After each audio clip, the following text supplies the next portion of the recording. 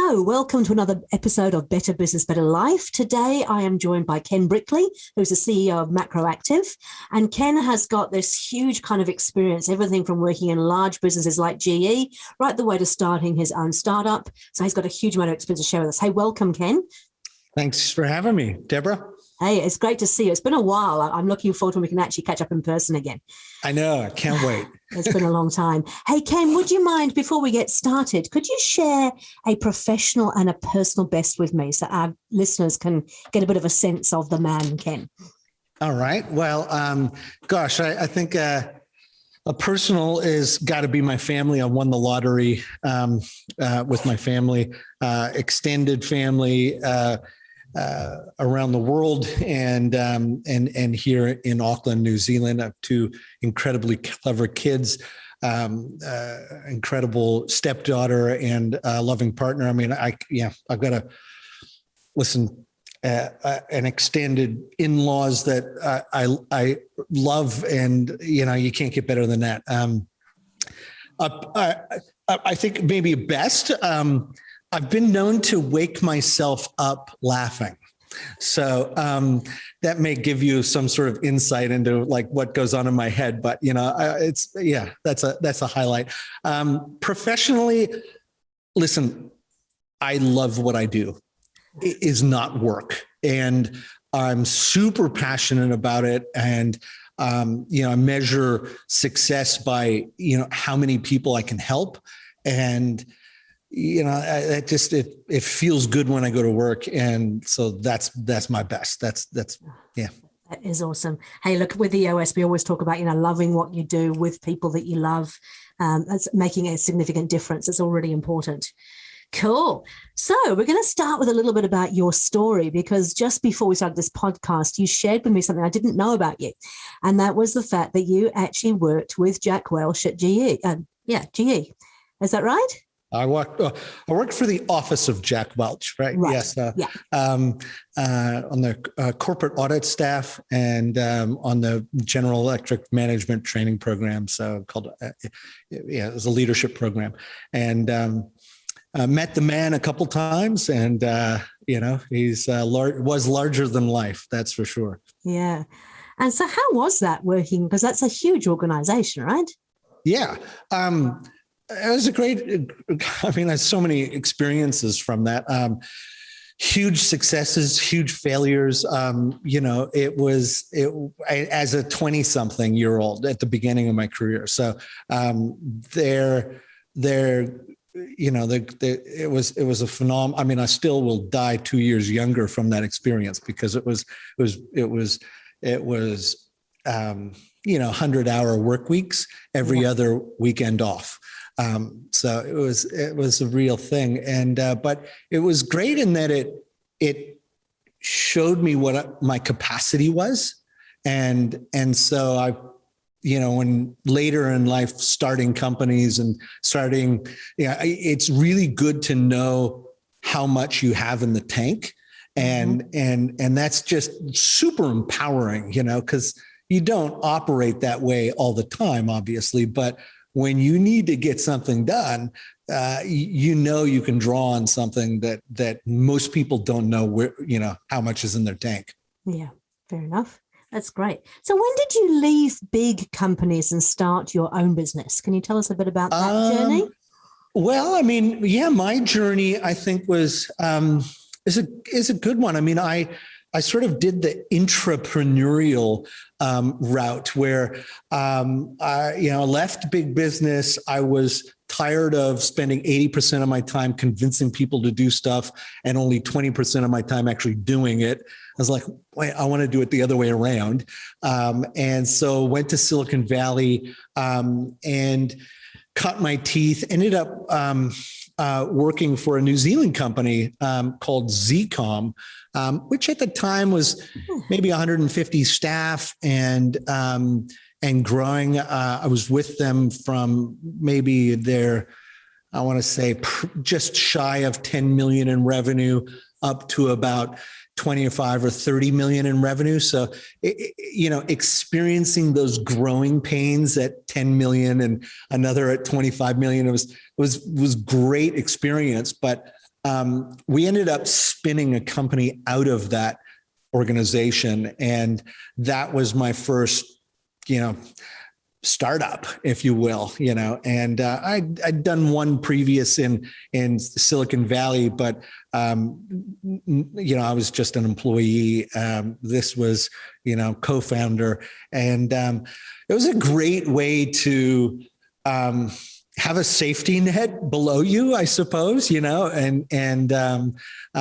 was an outstanding experience. Overall, it was, I learned so much from that process. Okay. What was that company, Ken? It's a company called umail.com, and it's still going. It is an outsourced, it's basically we don't have the same technology here in New Zealand. Actually, you know what? In New Zealand, it just became available on Spark, but the ability to read your voicemails and automatically sort of block annoying robocalls. And so as a tech that, you download an app called Umail in the United States. And I think we've got maybe, I don't know how many people they have on it now, maybe 16, somewhere between 15 and 20 million users. So yeah. Wow. Well, that's awesome. So that was your first, and as you said, you had the kind of a little bit of the safety net of being part of that Zcom spin out. Yeah. What were the things that you kind of learnt through that journey? So going from, working within a Silicon Valley company, but under the, I suppose, the protection of being an employee and being paid, and then going out on your own as a co-founder. Yeah, I would say,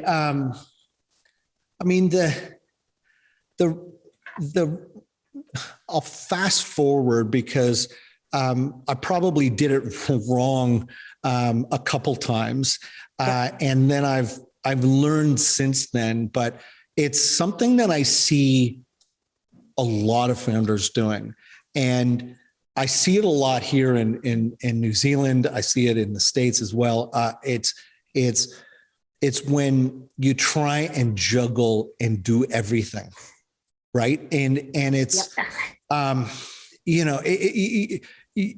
of your themes that you talk about is sort of overwhelm and mental health. Right. Mm-hmm. And I got to say, like, mental health and physical health go hand in hand, but I got to say, like, better physical health you're in, obviously better mental state, but like the more you cannot do as a founder, just getting started, the more headspace you're going to have to focus on the things that really matter.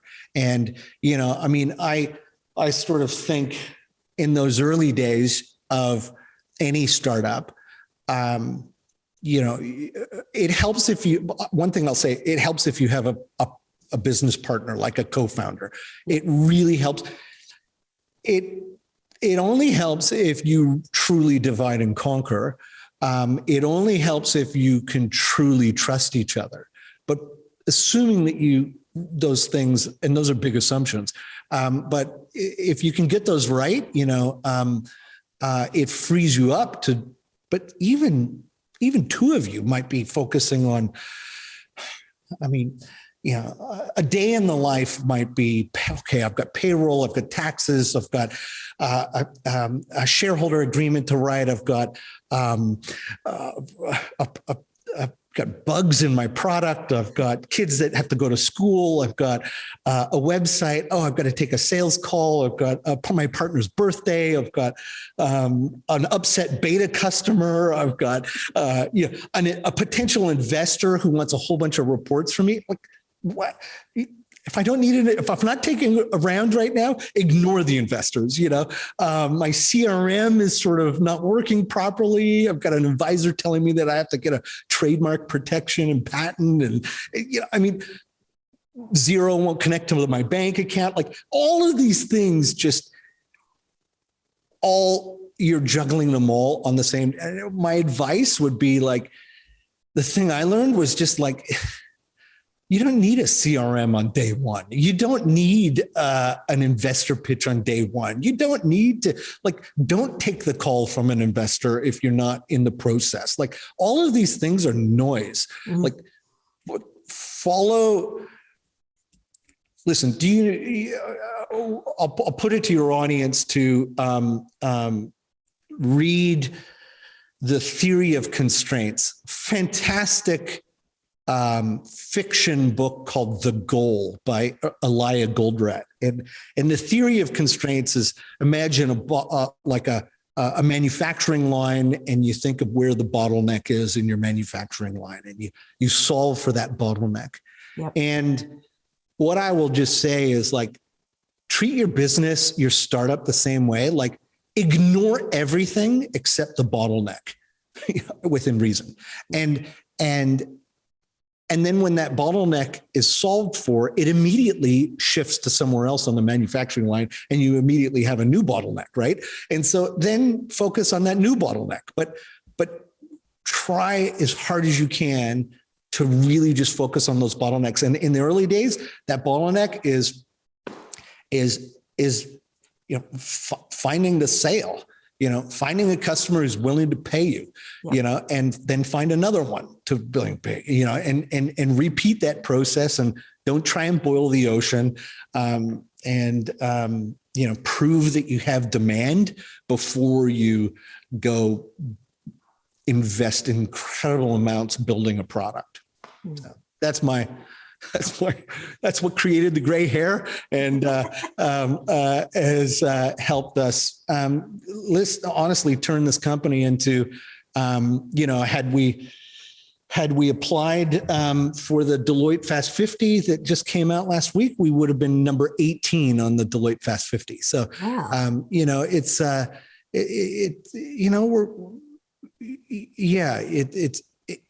I attribute a lot of that to my team. Yep. and just saying no to so many things. So how many on your team these days, Ken? I don't know the exact number, but I know it's north of 130 at the moment. So excellent. Okay. And so, back in the early days, yes, you do have to do everything yourself, but over time you build up a team. Have you had any sort of challenges around finding the right people and making sure they're in the right seats doing the right thing? That's people or everything, particularly in a software company. I would say, the most important thing a founder can do is understand that from the moment that you have the idea, in every waking minute from there on out, you are recruiting. And,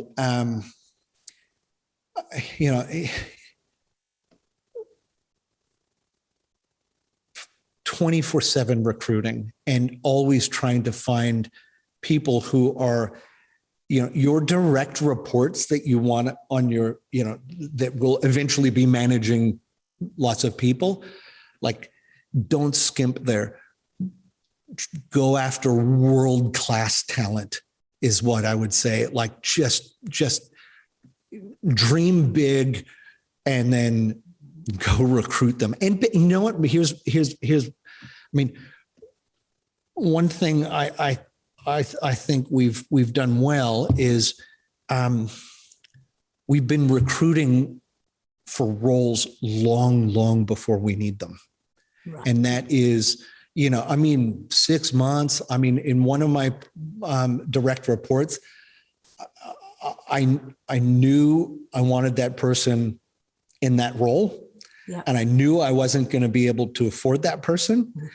And I spent a year laying groundwork, having meetings, catching up, telling the story, giving an update, planting the seed, watering it, and just making sure it had lots of sun, and because I knew at some point we were going to need that role. It just wasn't appropriate now, but I set sights on key people, and then strategically sort of wound them in, to use the fishing analogy. And I think, hire world-class talent because they're going to be managing the staff.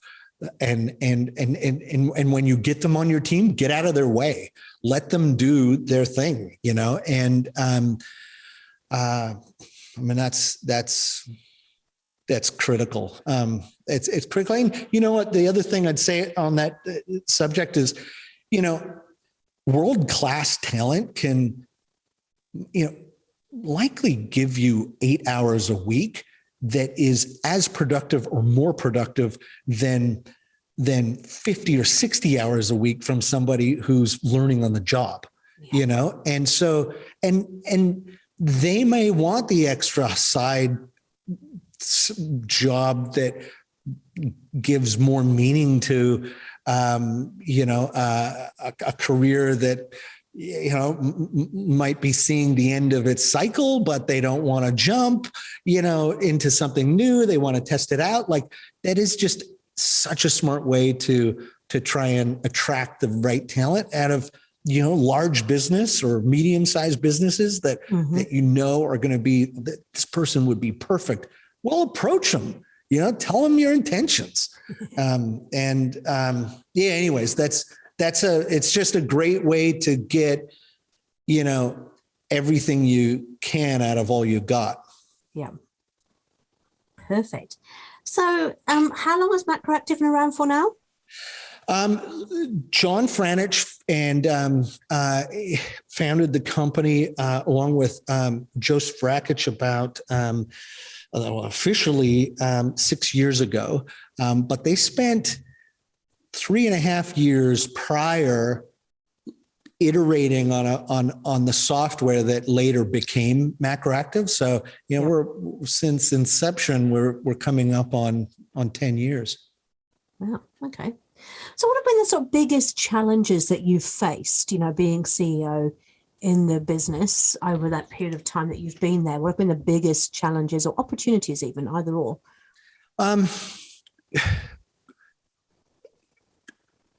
Consciously deciding to grow slower than everyone tells you that you should be has been the biggest challenge as CEO.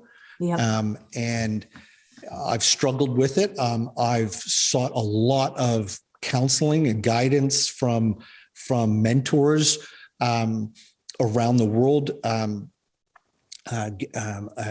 mentor out of the States, Gary Vaynerchuk, he goes on social like Gary V.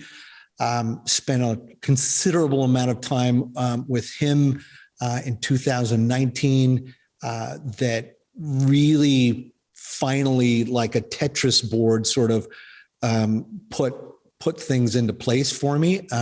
But also, a number of people here in Auckland that I meet with on a regular basis. And, don't be afraid to ask for help as CEO.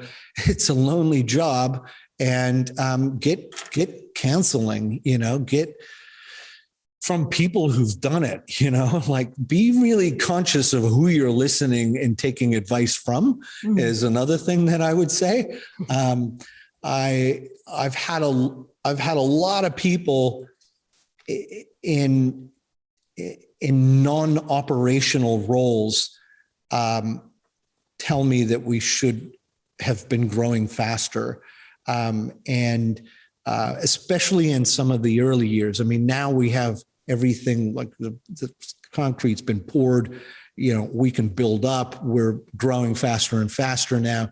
And so that's exciting. And we're able to do that. But there were some inflection points where we started growing faster than we could keep up with. And a lot of non-operational people said, don't worry about it, just keep on going, and I'm really glad that we did it the way we did in hindsight, because we established a heap of credibility around our brand with our client base. And that goes on to help you. I mean, more than half of our business has come from referrals. And we have competitors that have raised,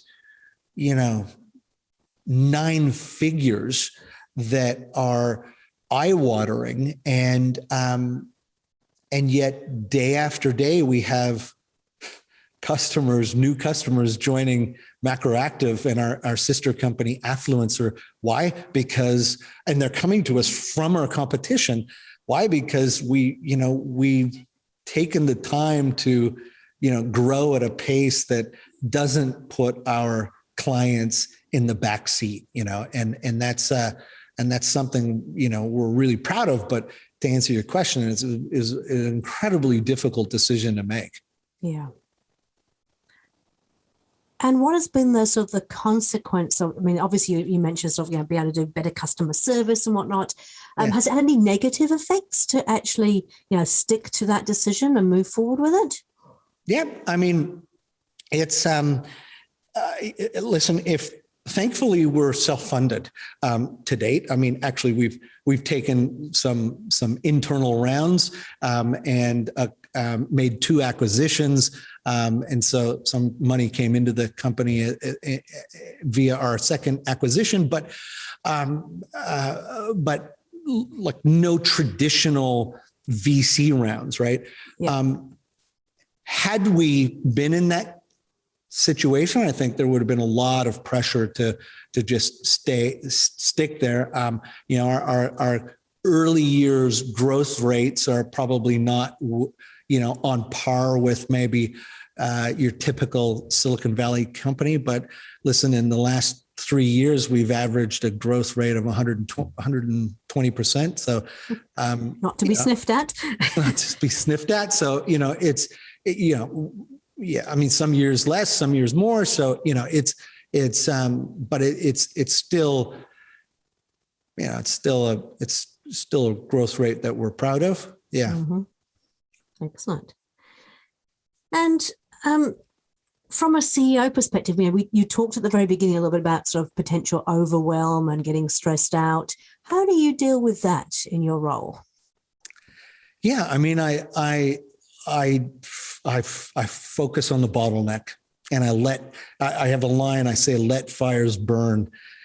And it's okay if some fires burn if they're not on the bottleneck. But I think my staff knows when something's the bottleneck, because I give it a lot of attention. I'm sort of all over it.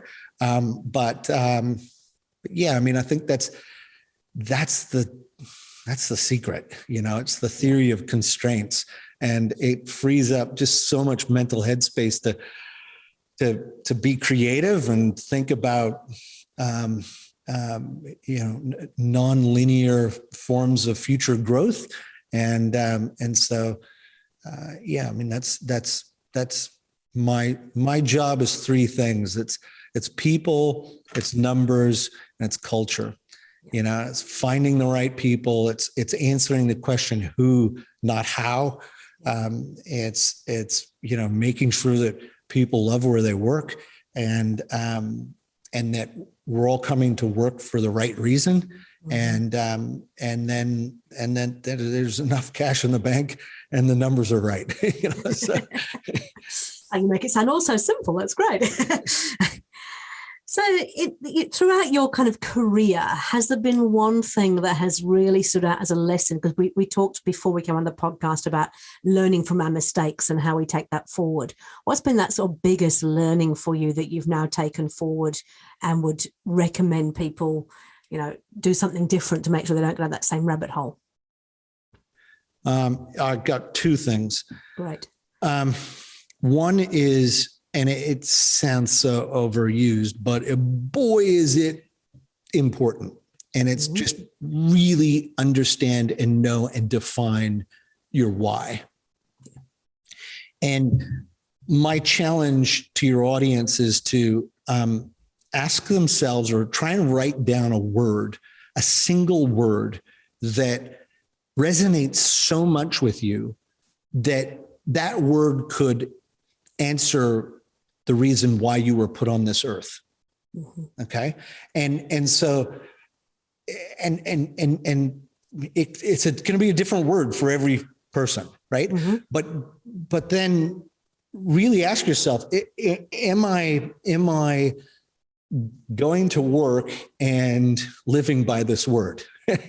and if you're not, you're swimming upstream, right?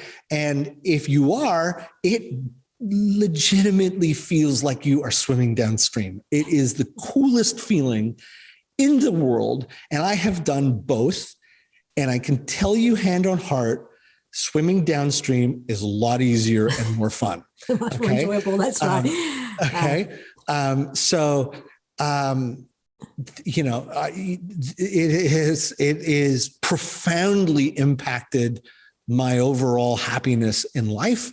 And yeah, and I recommend it for everybody.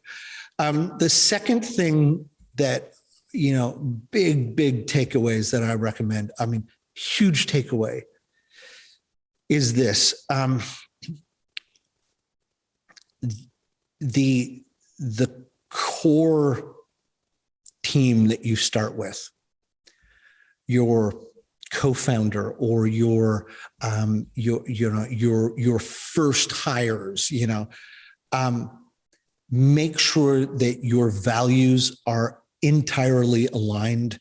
Make sure that there are really clearly spelled out, like, no asshole rules, like you gotta, and the reason I sort of say values is because it's like a marriage. I mean, like, you're going to have ups and downs, like that's going to happen. Right. And so just as in, you know, a successful partnership or marriage, you know, you're going to have ups and downs. If your values are not aligned, when the downs come, and they will come, yeah, things are going to wobble. And I just can say, like a cornerstone to the success of our company is, you know, John and I are so aligned on those sorts of core values that, like, the reason we're coming to work is very clear, and we're super aligned on it, right? And it just has made the tough days just so much easier. You know, it's like, okay, well, we got each other's back. And I'll tell you what, like, that alignment of values is, it's one of the core ingredients, I believe, in building trust. And if you don't have absolute complete trust with your founder or your first hires, those people, like, you know, it just makes it really hard when things, you know, come unstuck as they do, right? Because businesses, you know, do not just grow, you know. It's never a straight line, you know. Right. We've all seen that meme where, you know, the business grows like that. And you know, if you have a really solid foundation with those early people, it just makes it so. And here's the lesson.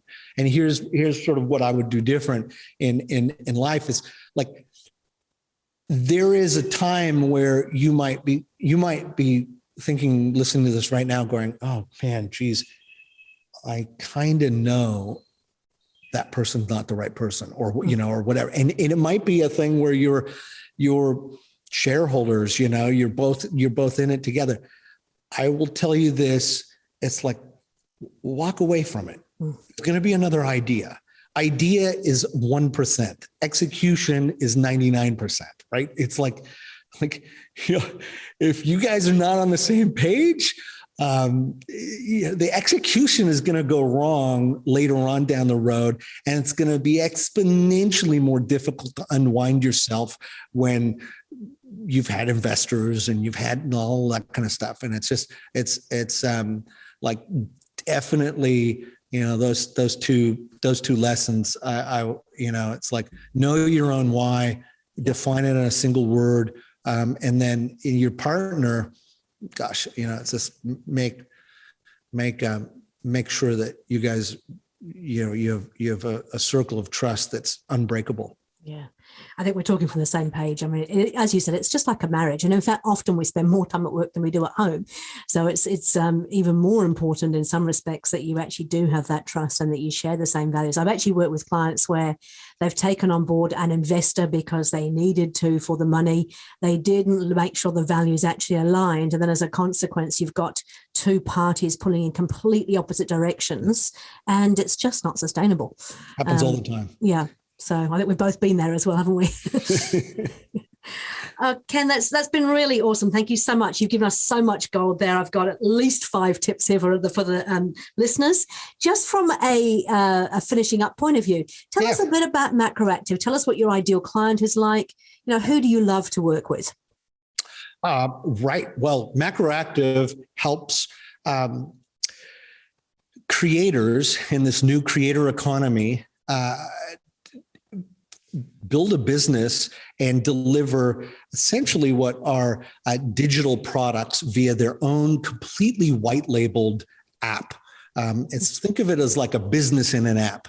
Yeah. And so we are a platform that enables those creators to deliver. We've focused very, very intentionally for the last 5 years on a single vertical within the creator economy, which is the health and fitness industry. We're now, years later, taking on different verticals, but the ideal client is someone who has an audience on social media and is trying to turn that audience into paying subscribers, but don't want to sell posts for money, which ultimately just degrades their influence, right? Yeah. They know they want to offer their own product, their own advice. And so our platform allows them to offer mindset, nutrition, and training programs that are highly individualized to each person. So if you have injuries or allergies, someone can provide a meal plan where meals with recipes that have ingredients that you're allergic to just don't show up to, but inside of their plan. But those plans can allow their customers to hit their goal. Goal might be lose weight. It might be build muscle. It might be get better at rugby. One of our clients is the ex-Welsh rugby captain, Sam Warburton. He has skills in drills, strength and conditioning,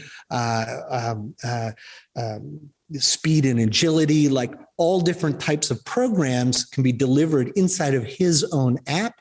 And now, we have hundreds of thousands of end customers paying our trainers a monthly fee to get access to a program that grows and evolves as they grow and evolve on the program.